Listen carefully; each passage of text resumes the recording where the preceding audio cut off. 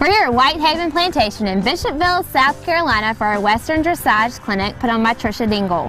That's right, Blair. Me and DP is going to be the first ones going with the Cowboy Dressage.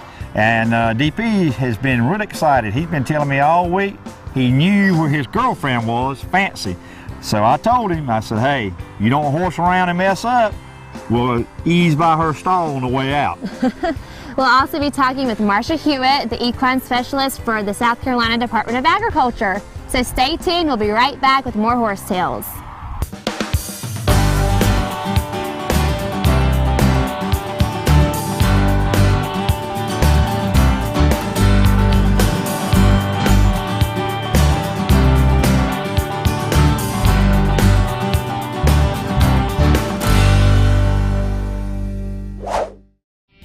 Horse Tales is being brought to you by these fine sponsors. Mickey Finn's, your one-stop shop for all your beer, wine, and liquors with 2 locations to serve you in Florence. By Young Saddle Shop, providing the PD area with saddle repair and all your horse's tack needs. By Moss Welding and Iron Works, a family-owned business providing 50 years of quality work and customer satisfaction. By Ashley Jones Farrier Service, for all your corrective trimming and shoeing needs for your horse, contact Ashley Jones, a BWFA certified farrier. By Gardner's Feed and Farm Supply, serving the PD area since 1955 for all your farm and seed needs. And by Pieces, for you and your home, located in Florence at 1228 Celebration Boulevard. Call them for all of your homing and fashion needs. Folks, joining me today is Trisha Dingle, the manager at Whitehaven Plantation, and I'm really excited and a little nervous about what she's already been teaching me. So, Trisha, what are we going to be doing here today? We're going to be learning a little bit about dressage for Western horses and for gaited horses. Dressage is a discipline that's normally thought of with English riders, but it's very useful for Western horses as well, and trail horses, gaited horses. And there's a new sport that was actually started by the Morgan community that's actually showing Western dressage, where you do all of the movements of dressage, but you do it with Western tack on a Western horse. So we're doing a little bit of that today at this clinic. Well, DP, if you're really good, I might let you see Fancy before we go. All right, let's go. All right, go ahead. Let's go out to the edge, and again, if both of you will stay more or less in this lower half of the arena so that we have light. Unfortunately, our arena lights don't want to cooperate today, of course. So what we started talking about already is with Western horses, when you're doing dressage, you're going to have a little bit shorter rein. You're going to have a little bit more of a contact on their mouth, a little bit of a connection. So right now, David, that rein length is good. You don't want to get it any shorter. It can actually be a little longer if he gets a little high-headed and tense. Mike, your rein can be just a tad shorter. And what we're thinking about is dressage basically is training. We are training the horses of any discipline to be more athletic. DP neck reins. Right. And I know how I'm driving here, so do I need to... And you don't know. So when I'm moving him, just with, see how? Yeah, right. Because he's a Western, it's fine to let him neck rein and to use both reins to neck rein. Now, as we get more advanced and we're starting to ask them to bend more, then you'll find you probably won't neck rein as much. Right, okay. But that is, again, normally if you were riding an English horse, you would never cross the hand over the withers. He's not an English horse, he's a Western horse, he neck reins, so that's perfectly fine. Trying to keep the pressure equal when you do that though. So if I'm put about 12 pounds, what do I need to do with this rein then? Keep the same amount of pressure. You use not necessarily 12, but of course now you see when you use your rein, he just wants to stop. Right. So you'd have to continue to use your leg. Okay. Are we boring you, TP? Big ol' yawn. Good, and see Bonnie wants to start slowing down. So then again, you have to go back, Mike, to keeping her marching with a lot of energy. So again, you'll both use a little bit of your inside rein to keep their nose turning in. Too much energy, Bonnie. And then think about, you want to see the inside corner of their eye. So again, you'll bring a little bit of inside rein to bring their noses to the inside. How much outside rein you're going to use just depends on the horse. If you see, TP just wants to turn against it. So you're going to actually need to use more leg to push his body out. Bonnie pretty much gets the idea, and then she'll get lazy and look outside again. So you'll just need to keep reminding her. Well, Tricia, I have learned a lot, and I've learned what I don't know. But now this Western dressage is open to any breed of horse? Any breed of horse, any breed, any rider, any level. You don't have to have a big, fancy, expensive warm blood. You can have your backyard horse, your trail horse. You can ride a gaited horse in Western tack and do Western dressage. Right now, the Morgans are the only United States Equestrian Federation breed that actually has rules and an actual show set up. But a lot of the other breeds, especially if there's more interest, they'll start adding it. And a lot of the local dressage shows around here are including, we call it cowboy dressage or Western dressage. And our local organization, the South Carolina Dressage and Combined Training Association, if there's an interest, they are talking about adding some of these classes to their shows and actually doing year-end awards for both cowboy/Western horses and gaited horses. So there's a real interest, and it doesn't matter whether you ever want to show in dressage or just increase your knowledge and your horse's flexibility. It's a fabulous thing to learn. Well, I actually pulled some information up on the internet about dressage, and I just really got intrigued. And Larry Mahan, which is a great Western cowboy, he was quoting Ride the Journey, and I was very impressed with it. But I want to say I really appreciate what David and Martha Lucas is doing out here, and through you, you're really creating some interest in the equine community out here, and I just want to commend you for that. Well, thank you. This is the second time out. It won't be the last time we come out. Well, tell the folks out there how we can get in touch with you, Tricia. You can give us a call at 803-428-5656 or visit our website, which is whitehavenplantation.com, and you can search for us on Facebook under Whitehaven Plantation. Well, we want to thank you for being very patient with this old cowboy. Oh, you guys did great. Stay tuned for your tack tip of the day, brought to you by Wild West, located in Conway, South Carolina. Go by and see them. This is where I got my shirt. They have some great Western wear and some great tack for your horses. Hello, I'm Julie from the Wild West in Conway, South Carolina. Today I bring your tack tip. It is properly placing your saddle pad on your horse. You want to make sure you have a good quality saddle pad first. Then you place this on your horse. You want to make sure that the front of your saddle pad lines up with the center of your horse's shoulder. It helps to make your good quality saddle pad, helps to hold your saddle in place and gives a good buffer and condition for your horse and your saddle so he is comfortable. Call us at 843-347-9378, and our website is wildwestmyrtlebeach.com. Joining me now is Marcia Hewitt, Equine Specialist for the Department of Agriculture. Thank you so much for joining us. Glad to. And you usually have Casey with you. Yes, I do. Where's Casey? Casey is my Arabian. He's at home. This is a young horse I'm bringing out. He's coming 3-year-old. And I just wanted some exposure for him to do lots of different things. Casey's kind of been everywhere and done everything. And this is my young guy. He's coming along. So he's never done any kind of dressage clinic or anything? He's had like 2 sessions maybe in the ring doing this kind of work. So I'm real pleased with him. He's got a lot of sense. He's quiet. Except for the screaming part. He was hollering more than I like. But he's very sensible and good trail horse. He's going to be my all-around. You're going to see me doing competitive trail with this guy. And that's why you wanted him to come to this clinic, just to get some discipline? Some more exposure, do different things. I feel like with the young horse, the more different things you do with them, the more exposure they get, the better it is for the horse. And he's a great trail horse, and I tell people, I said, the good thing about a 2-year-old, they don't have an opinion about what they should be doing. they do what you tell them to do. Right. So he goes in the front, he goes in the back, he goes in the middle, he goes by himself, he goes over things. He's just a great all-around trail horse.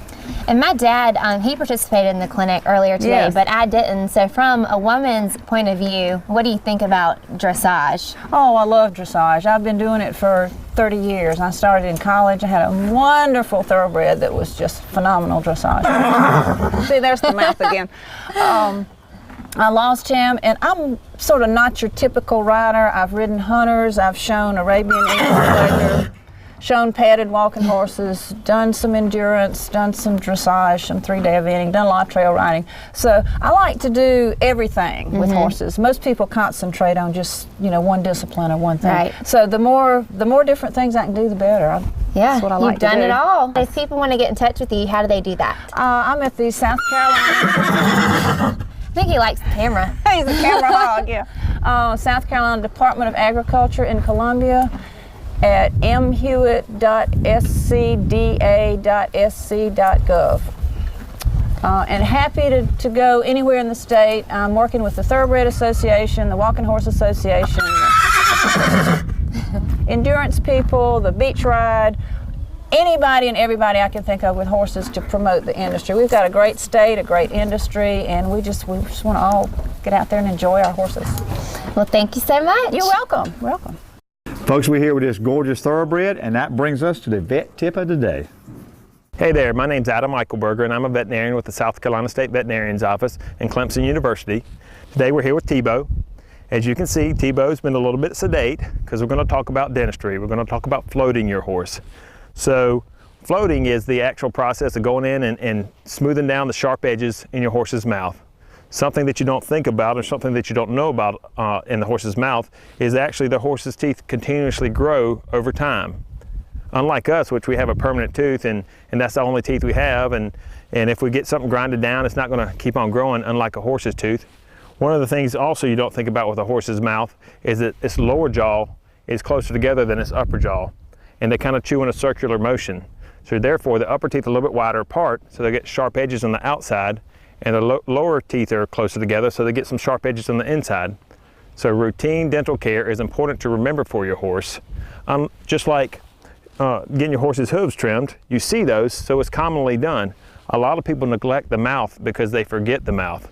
So what I'd like to do right now is we got a speculum in Tebow's mouth, and so I'm going to open up the speculum. Remember, he's sedated, so he's comfortable for his safety and for our safety.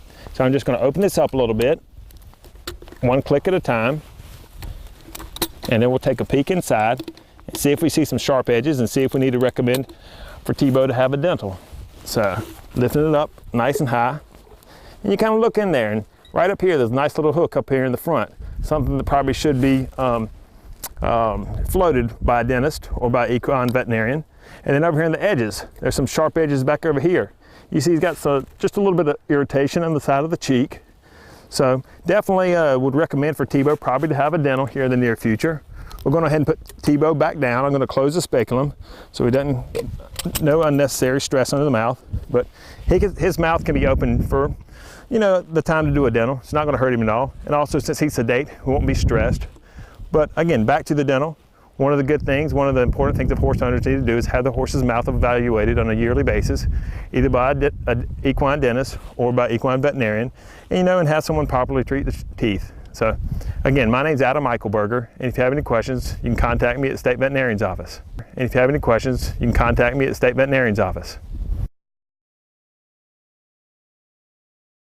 Horse Tales Today is brought to you by Southern Flooring and Interiors.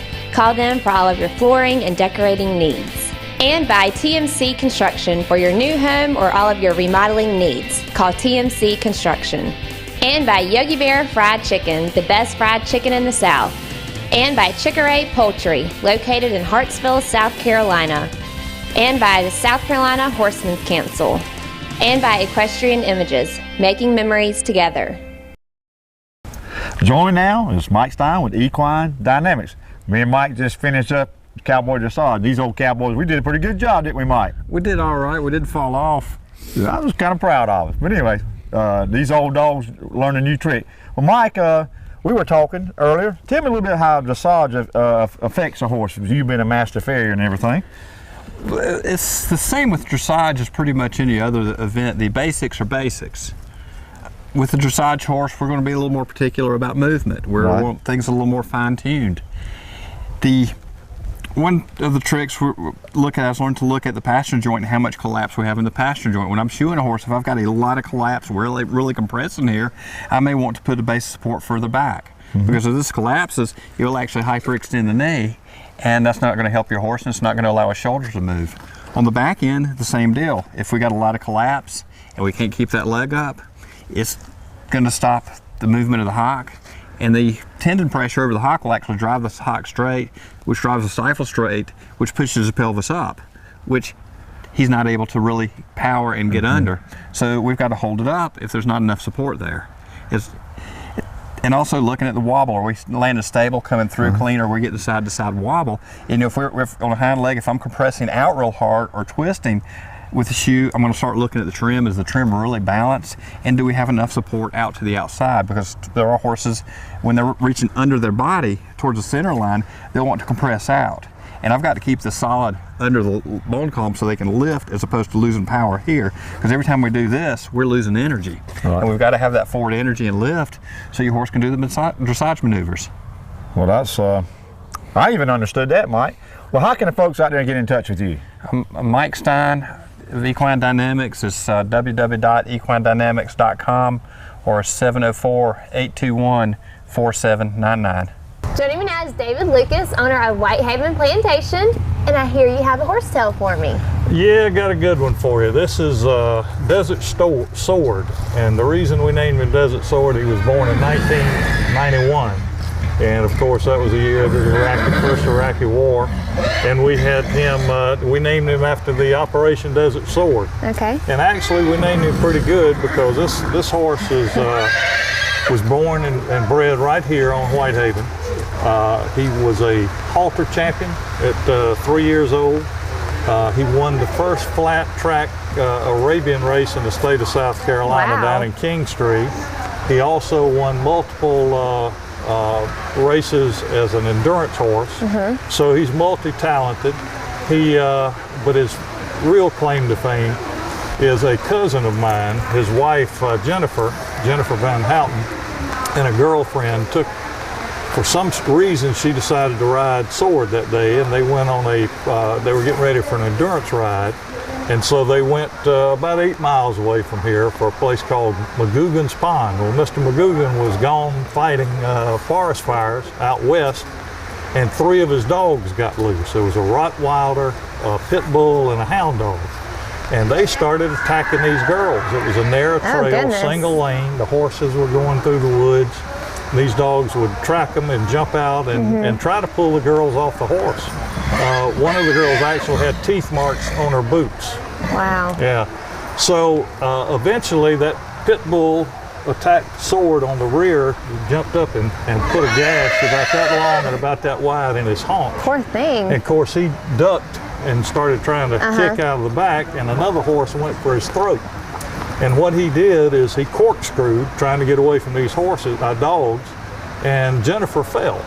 And she said she looked up and she saw this Pit Bull coming straight for her. And she ducked her head, put her hands over her head, and as in cases like this, she said her whole life flashed in front of her.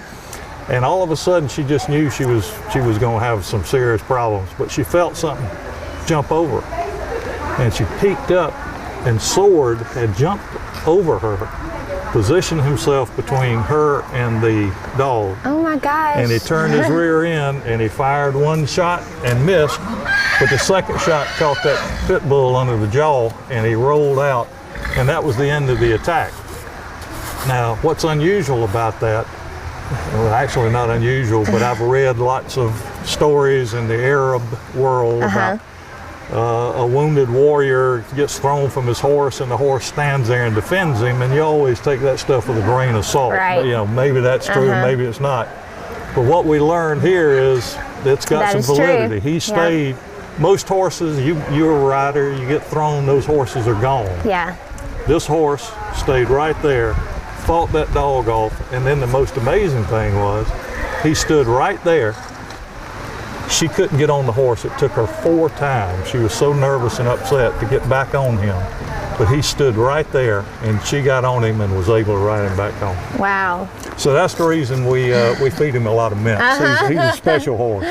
Wow. He's a very sweet horse. Well, Blair, we got another horsetails done due to inclement weather. Yep. And one thing about it, whenever horsetails come to town, it's going to be raining, windy, storming, or something. That is very true. You and DP did a great job in the clinic today. I learned a lot. I did learn that 3 things from me: my posture, where I positioned my feet, and where I was holding my hands. So Tricia did a great job correcting me. She did, and Mom's been telling you that all along. Hold your shoulders back, stand up straight. You should have listened. I want to say a big thank you to Marcia Hewitt and also to Tricia Dingle. And a big thank you to Mike Stein with Equine Dynamics. He gave us a great perspective about dressage from a farrier's point of view. He sure did. And guys, we're on Twitter now, so be sure to check us out and also like our page on Facebook. And if you have any ideas for any shows, please visit our website at horsetailstv.com. And Blair, why couldn't a pony talk? I have no idea. Why? Because he was a little horse. You and your jokes, I tell ya. Well, somebody's got to keep it lighthearted around here. That's right, and you do. Well, folks, until next week, keep your reins low and your hands quiet. See you next week.